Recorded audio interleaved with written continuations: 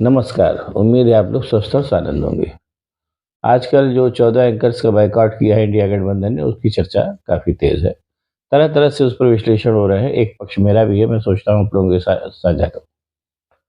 बात उस समय की है जब अमर उजाला के मालिक स्वर्गीय श्री अतुल माहेश्वरी जी मेरठ में ही बैठते थे।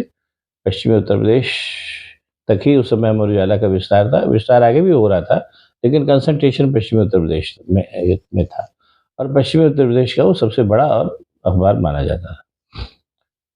पश्चिमी उत्तर प्रदेश में ही उस समय जाट बेल्ट है, सभी जानते हैं। ये बात 95, 96, 97, 98 की है और उस समय चौधरी अजीत सिंह जो राष्ट्रीय लोक दल के बड़े नेता थे, अब तो खैर वो नहीं रह गए। उन्होंने एक दफ़े अतुल माहेश्वरी जी से मिलने की इच्छा प्रकट की। अतुल माहेश्वरी जी ने कहा कि आप आइए, आपका स्वागत है और हम तो सभी से मिलते हैं।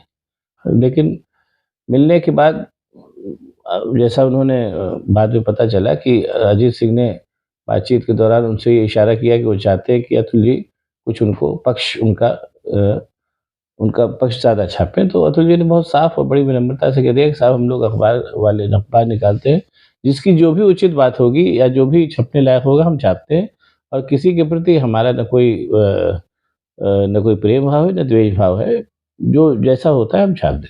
ये और ये तो हुई एक बात है। चूँकि अजीत सिंह बड़े नेता थे और नेताओं के साथ पत्रकारों का और मालिकों का एक स्वाभाविक लगाव होता है, तो ये स्वाभाविक सी बात है। लेकिन अजीत सिंह को कोई ख़ास तवज्जो देने से अतुल जी ने बहुत ही विनम्रता से इनकार कर दिया था।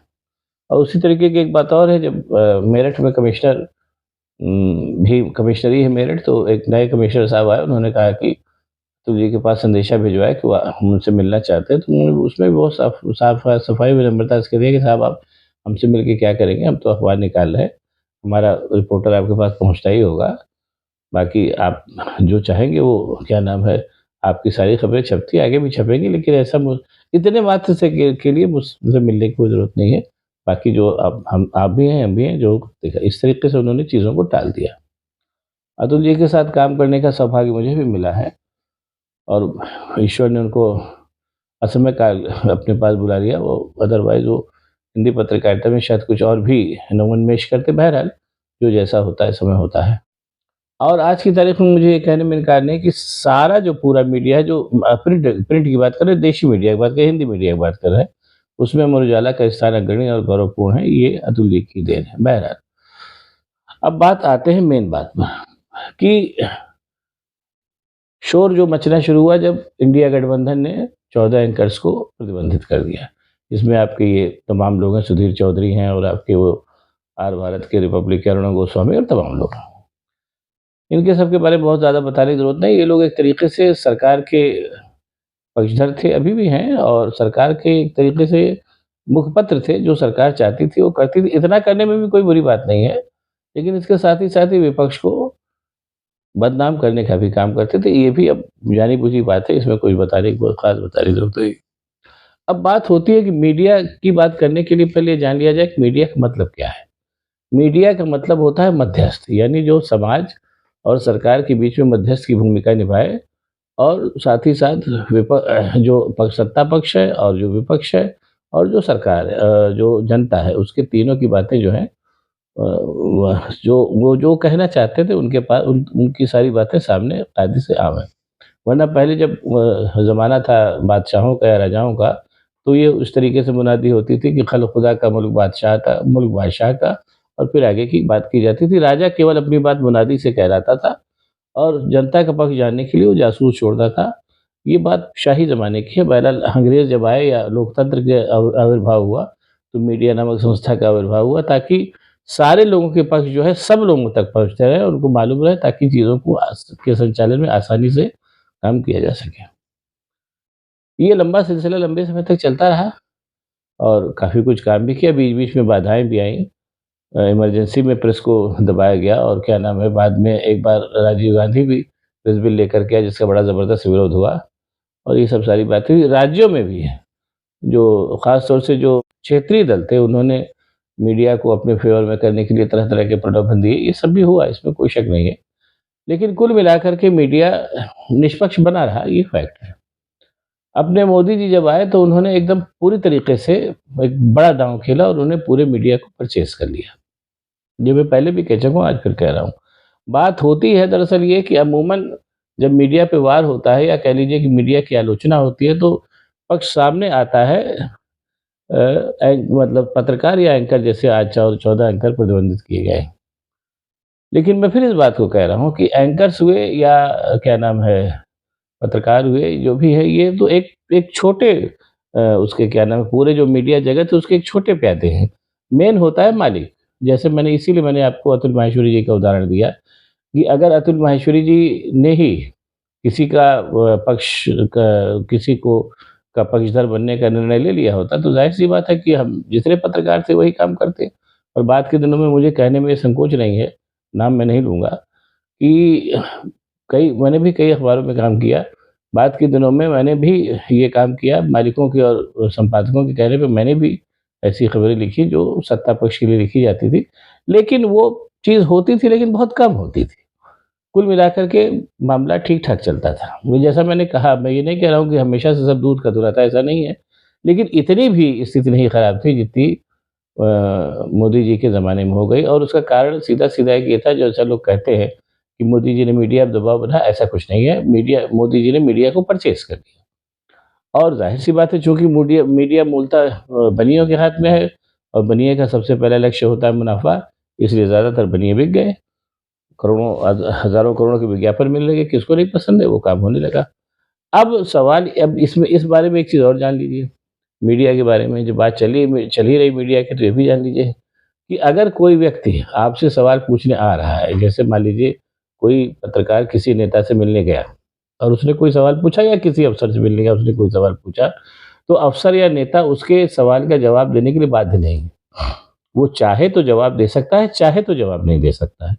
इसके लिए आप उसको उस पे किसी किस्म का कोई दबाव नहीं डाल सकते। चूँकि मीडिया को एक ऐसे माध्यम के रूप में जाना भी जाता है, इसीलिए उसका निर्माण ही हुआ है कि सब लोग अपनी-अपनी बात उससे कहें।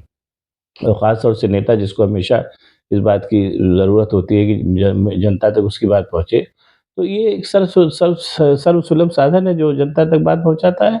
तो इसलिए मीडिया का और नेताओं का बड़ा अच्छा संबंध बना रहा। अमूमन जैसे होता क्या है कि जब अफ़सर मनमानी करता था तो हम लोग उस अफ़सर के ऊपर दबाव डालने के लिए नेताओं की शरण में जाते थे कि भैया उसको समझाइए क्या कर रहा है। ऐसा कई जगह होता है। इसी चीज़ को अपने नरेंद्र मोदी साहब ने जाना और पूरी तरीके से मीडिया को उन्होंने परचेज़ कर लिया है।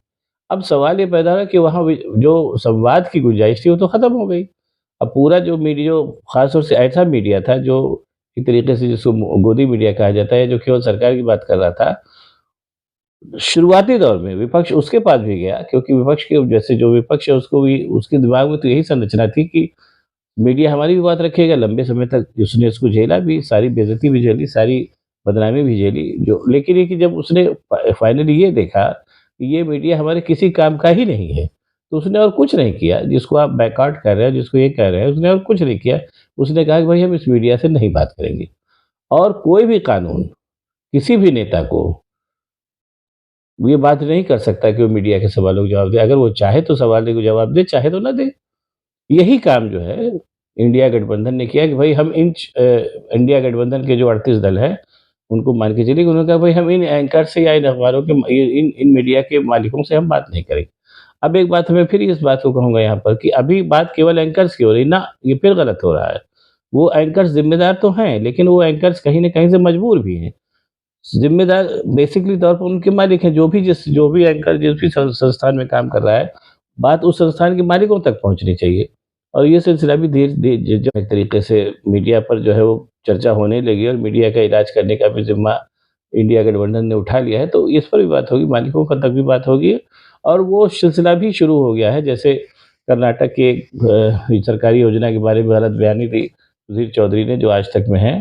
तो जो नोटिस जारी किया गया, जो एफआईआर की गई, उस एफआईआर में सुधीर चौधरी के साथ-साथ आज तक को भी पक्ष बनाया गया, क्योंकि आज तक में ही सुधीर चौधरी पत्रकार है। अगर वो आज तक नहीं चाहेगा तो सुधीर चौधरी वो प्रोग्राम नहीं कर सकते थे, जो उन्होंने किया और जिसके लिए एफआईआर लिखाई गई। और उसके बाद फिर सुधीर चौधरी उस एफआईआर को क्वैश कराने के लिए कर्नाटक हाई कोर्ट गए, जिसमें कर्नाटक हाई कोर्ट ने कहा कि नहीं, प्रथम दृष्टया आपने गलती की है, जिसकी जाँच कराई जाएगी और जाँच के कराने के बाद मुकदमा चलेगा, उसका जो भी पक्ष फैसला होगा वो देखा जाएगा। लोग कह रहे हैं कि सुधीर चौधरी दोबारा जेल जा सकते हैं, वो ठीक है।